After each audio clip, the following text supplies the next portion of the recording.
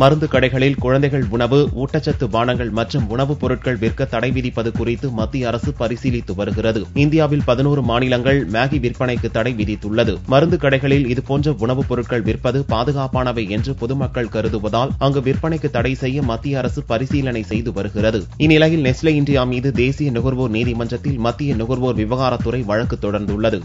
குழந்தைகள் முதல் பெரியவர்கள் வரை விரும்பி சாப்பிடும் மேகி நூடுல்ஸில் வேதிப்பொருட்களின் அளவு அனுமதிக்கப்பட்டதை காட்டிலும் அதிகமாக இருப்பதாக அண்மையில் தெரிய வந்தது. டெல்லியில் உள்ள ஆம் ஆத்மி அரசு முதலாவதாக மேகி நூடுல்ஸுக்கு தடை விதித்தது. இதைத் தொடர்ந்து உத்தரகாண்ட், குஜராத், ஜம்மு காஷ்மீர், தமிழகம், அசாம், மகாராஷ்டிரா, மத்திய பிரதேசம், பீகார், பஞ்சாப், ராஜஸ்தான், திரிபுரா போன்ற மாநிலங்களும் மேகி நூடுல்ஸுக்கு அடுத்தடுத்து தடை விதித்தன. மேகி தடை பட்டியலில் கடைசியாக கோவா மாநிலமும் சேர்ந்துள்ளது. தலைநகர் பனாஜியில் நிருபர்களை சந்தித்த கோவா முதல்வர் லட்சுமிகாந்த் பர்சேகர் கூறுகையில், மக்களின் உயிருக்கு ஆபத்து நேராமல் இருக்க வேண்டும் என்பதை கருத்தில் கொண்டு தடை விதிக்கப்பட்டுள்ளதாக கூறினார். திங்கள் முதல் மறு உத்தரவு வரும் வரை தடை உத்தரவு அமலில் இருக்கும் என பர்சேகர் கூறினார். மேகி நூடுல்ஸை உற்பத்தி செய்யவும் விற்பனை செய்யவும் தடை விதித்து கர்நாடக அரசும் உத்தரவு பிறப்பித்துள்ளது. இதன் மூலம் மேகிக்கு இதுவரை 14 மாநிலங்கள் தடை விதித்துள்ளன. மிசோராம், அருணாச்சல பிரதேசம் போன்ற மாநிலங்களும் மேகிக்கு தடை விதிப்பது குறித்து தீவிரமாக யோசித்து வருகின்றன. ஸ்மார்ட் சிட்டி திட்டத்தை பிரதமர் நரேந்திர மோடி ஜூன் 25ஆம் தேதி துவங்கி வைக்கிறார். நாளுக்கு நாள் பெருகி வரும் மக்கள் தொகையால் உண்டாகும் சவால்களை சமாளிக்கும் வகையில் நாடு முழுக்க 100 ஸ்மார்ட் சிட்டிகள் அமைக்கும் திட்டம் மத்திய பட்ஜெட்டில் அறிவிக்கப்பட்டது. முதல் கட்டமாக 48,000 கோடி ரூபாயை ஸ்மார்ட் சிட்டி திட்டத்துக்கு மத்திய அரசு அண்மையில் ஒதுக்கீடு செய்தது. இந்நிலையில் ஸ்மார்ட் சிட்டி திட்டத்தின் துவக்க விழா டெல்லி வித்யான் பவனில் ஜூன் 25ஆம் தேதி நடக்கிறது. பிரதமர் நரேந்திர மோடி திட்டத்தை முறைப்படி துவக்கி வைக்கிறார். 500 நகரங்களின் தரத்தை உயர்த்தும் வகையில் தீட்டப்பட்டுள்ள அடல் நகர்ப்புற புனரமைப்பு திட்டத்தையும் இவ்விழாவில் மோடி துவக்கி வைக்கிறார். இத்தகவலை மத்திய அமைச்சர் வெங்கையா நாயுடு தெரிவித்தார். நகர்ப்புற வளர்ச்சித்துறைக்கு ஜூன் 25ஆம் தேதி மிக முக்கியமான நாளாக இருக்கும் என்றும் அவர் கூறினார். ஆர்கே நகர் இடைத்தேர்தலில் போட்டியிடுவது தொடர்பாக குழப்பம் நீடிப்பதால் தேமுதிக, பாரதிய ஜனதா கட்சிகள் மௌனமாக உள்ளன. ஆர்கே நகர் இடைத்தேர்தலில் முதல்வர் ஜெயலலிதா, டிராபிக் ராமசாமி உள்ளிட்ட 21 பேர் வேட்புமனு தாக்கல் செய்துள்ளனர். ஓரிரு நாளில் இந்திய கம்யூனிஸ்ட் கட்சி வேட்பாளர் சி. மகேந்திரன் வேட்புமனு தாக்கல் செய்கிறார். பிரதான எதிர்க்கட்சியான தேமுதிகவும் தேசிய கட்சியான பாரதிய ஜனதாவும் போட்டியிடுவது தொடர்பாக ஓரிரு நாளில் முடிவு அறிவிக்கப்படும் என்று கூறி வந்தாலும் இரு கட்சிகளிடையே குழப்பமான சூழல் நிலவுவதால் முடிவெடுக்க முடியாமல் திணறி வருவதாக கூறப்படுகிறது. திங்களன்று முடிவு வெளியாகும் என்று எதிர்பார்க்கப்படுகிறது.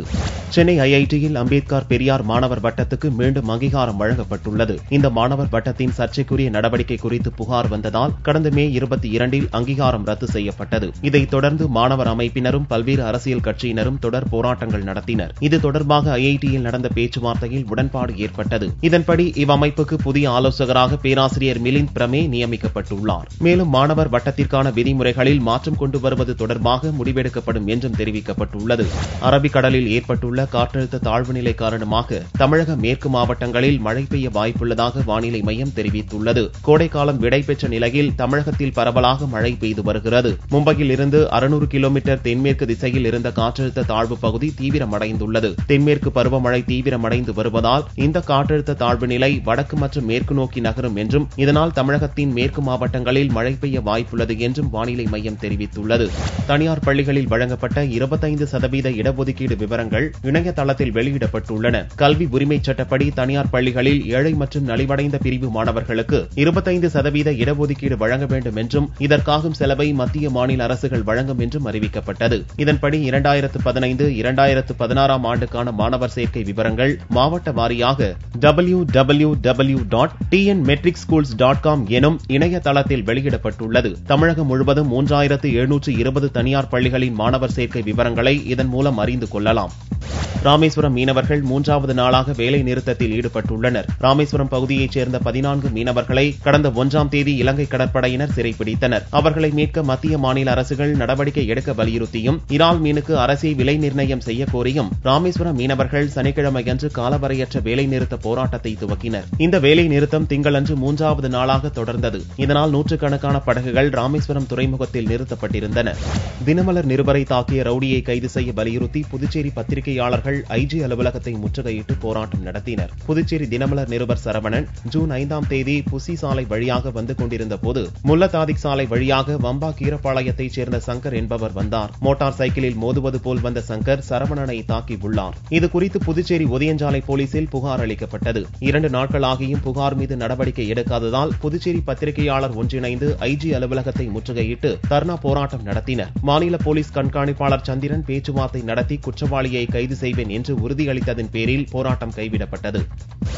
அமர்நாத் யாத்திரைக்காக 1.5 லட்சம் பக்தர்கள் பதிவு செய்துள்ளதாக காஷ்மீர் அரசு தெரிவித்துள்ளது.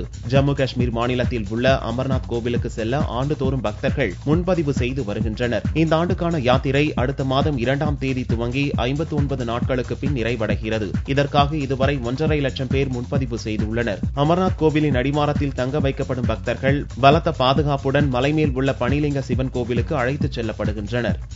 நாகப்பட்டினத்தில் இந்திய ராணுவத்திற்கான ஆள் சேர்ப்பு முகாம் கடந்த 4ஆம் தேதி துவங்கி வரும் 15ஆம் தேதி வரை நடக்கிறது. சிப்பாய் டெக்னிக்கல், பொதுப்பணி, சோல்ஜர் கிளார்க் போன்ற பல்வேறு பணிகளுக்கு ஆட்கள் தேர்ந்தெடுக்கப்படுகின்றனர். திருச்சி, தஞ்சை, நாகை, கன்னியாகுமரி, அரியலூர் உள்ளிட்ட 15 மாவட்டங்களைச் சேர்ந்த இளைஞர்கள் பங்கேற்றுள்ளனர். ராமநாதபுரம், புதுக்கோட்டை, தூத்துக்குடி மாவட்டங்களைச் சேர்ந்த இளைஞர்களின் கல்வி மற்றும் தகுதி சான்றுகளை ராணுவ அதிகாரிகள் சரிபார்த்தனர். தொடர்ந்து அந்த இளைஞர்கள் உடற்தகுதி தேர்வில் கலந்து கொண்டனர். இந்திய ராணுவத்தில் சேர விருப்பமுள்ள இளைஞர்கள் தேர்வில் கலந்து கொள்வதற்கு முன்பாக ஆர்மி காலிங் என்ற இணையதளத்தில் உள்ள விதிமுறைகள் படித்து வந்தால் இந்தியன் ஆர்மியில் சேர்ந்து பணிபுரியலாம் என்று ராணுவ அதிகாரிகள் தெரிவித்தனர். கூகுள் பிளே ஸ்டோரில் தமிழக இளைஞர்களுக்காக இது உருவாக்கப்பட்டுள்ளது.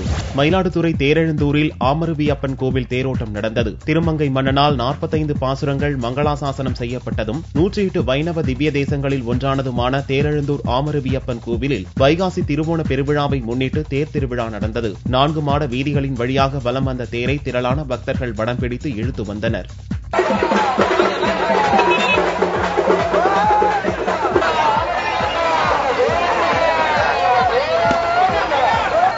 காஷ்மீரில் போலீஸ் பொதுமக்கள் இடையேயான T20 கிரிக்கெட் போட்டியை முதல்வர் முஃப்தி துவக்கி வைத்தார். காஷ்மீரில் போலீஸ் பொதுமக்களிடையே இணக்கமான உறவை ஏற்படுத்தும் வகையில் போலீஸ் பொதுமக்கள் கிரிக்கெட் பிரீமியர் லீக் என்ற பெயரில் T20 கிரிக்கெட் டோர்னமெண்ட்டுக்கு ஏற்பாடு செய்யப்பட்டது. ஷெரி காஷ்மீரி ஸ்டேடியத்தில் நடந்த பிரம்மாண்ட விழாவில் முதல்வர் முஃப்தி முகமது சயீத் போட்டியை துவக்கி வைத்தார். வெற்றி கோப்பை, போட்டி அட்டவணை மற்றும் டோர்னமெண்ட் பாடல் ஆகியவற்றையும் அவர் அறிமுகம் செய்தார். கிரிக்கெட் வீரர்கள் முகமது சயீத், இந்திய அணியில் முதல் முறையாக இடம் பிடித்த காஷ்மீரவாசி பர்வேஸ் ரசூல் ஆகியோர் பங்கேற்றனர். காஷ்மீரில் முதல் முறையாக நடத்தப்படும் போலீஸ் பொதுமக்கள் T20 கிரிக்கெட் போட்டியில் 12 அணிகள் கலந்து கொண்டு விளையாடுகின்றன. தங்கத்தின் விலை திங்களன்று காலை ஒரு சவரன் 20,168 ரூபாயாக இருந்தது. 1 கிராம் ஆபரண தங்கம் 2,521 ரூபாய்க்கு விற்பனையானது. 1 கிராம் வெள்ளி 39 ரூபாய் 70 காசுகளாக இருந்தது. பார் வெள்ளியின் விலை 37,145 ரூபாயாக இருந்தது. திமுக தலைவர் கருணாநிதியின் பேரனும் நடிகருமான அருள்நிதியின் திருமண வரவேற்பு சென்னையில் நடந்தது. திமுக தலைவர் கருணாநிதியின் மகன் மு.க. தமிழரசு, மோகனா தம்பதியரின் மகன் நடிகர் அருள்நிதியின் திருமண வரவேற்பு விழா ஞாயிறன்று இரவு அண்ணா அறிவாலயத்தில் நடந்தது. விழாவுக்கு வந்த அனைவரையும் திமுக பொருளாளர் ஸ்டாலின் வரவேற்றார். கவர்னர் ரோசையா, மத்திய அமைச்சர் வெங்கையா நாயுடு, சென்னை உயர்நீதிமன்ற தலைமை நீதிபதி சஞ்சய் கிஷன் கவுல், பாரதிய ஜனதா தேசிய குழு உறுப்பினர் இலகணேசன், தமாக தலைவர் வாசன், நடிகர்கள் ரஜினி, சத்யராஜ், கவிஞர் வைரமுத்து உள்ளிட்டோர் திருமண விழாவில் கலந்து கொண்டு மணமக்களை வாழ்த்தினர். படம் தயாரிப்பதும் மது குடிப்பதும் ஒரே மாதிரியானது என்று மதுரை செய்தியாளர்கள் சந்திப்பில் நடிகர் சந்தானம் தெரிவித்தார். இனிமே இப்படித்தான் படத்தின் ப்ரமோவிற்கு மதுரை வந்த நடிகர் சந்தானம் படம் தயாரிப்பு குறித்தும் பேய் படங்களின் ஹிட் குறித்தும் பல்வேறு கருத்துக்களை தெரிவித்தார். சென்னையில் மட்டுமின்றி ஒவ்வொரு மாவட்டத்திலும் ப்ரமோ பணிகளை துவங்கும் முயற்சியை தான் தொடங்கி உள்ளதாகவும் இது வெற்றி அடைந்தால் பிறரும் பின்பற்றுவர் என்றும் சந்தானம் கூறினார். தயாரிப்பாளர்ன்றது வந்து பாத்தீங்கன்னா இன்னும் கொஞ்சம் என்ன சொல்ற கலாச்சாரம் நம்ம ஸ்டைல்ல சொல்லணும்னா இந்த சரக்கடிக்கிற மாதிரி தான். சரக்கடிச்ச உடனே மறுநாள் ஐயோ இதோட விட்டுணும்ப்பா, இந்த கருமத்தை தொடவே கூடாது, போதும்டா சாமின்னுவாங்க. திருப்பி சாயங்காலம் போய் அடிப்பாங்க. அந்த மாதிரி இந்த படம் எடுக்கிற ப்ரொடியூசரோட கஷ்டம் இருக்கு. போதும்டா சாமி, இதோடு இந்த படம் எடுக்கிறத விட்டுட்டு நம்ம வேற வேலையை பார்க்கலாம்னு தோணும். ஆனால் அதை முடிச்சோன்னே திருப்பி அடுத்த படம் எடுக்கணும் அப்படின்ற ஒரு இன்ட்ரெஸ்ட் வரும்.